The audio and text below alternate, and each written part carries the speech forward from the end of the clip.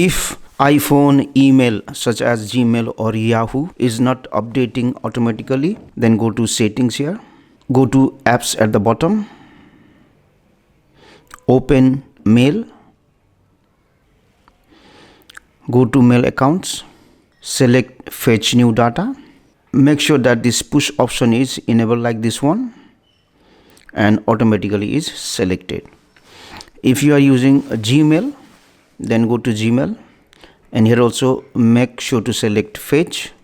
Also for other Gmail accounts, select fetch.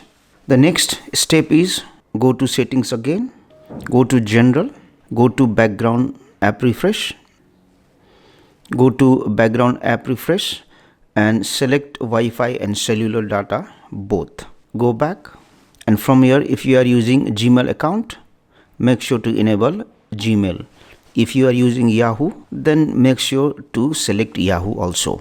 Now the next thing is to check if you have enabled low power mode in your iPhone or not. Open the control center, and if low power mode is enabled like this one, then tap on it to off the low power mode.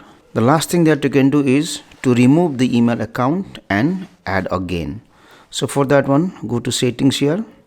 We will go to apps at the bottom. Again we will go to mail, go to mail accounts, and suppose if this is the email that I want to remove and add again, then I will select it and then select delete account and then delete. After that I will select add account and then I will enter the email account here.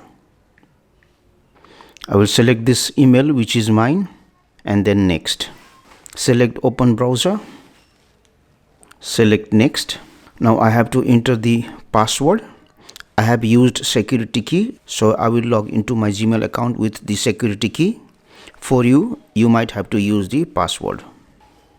Select continue, select this option, select all, continue, and then save.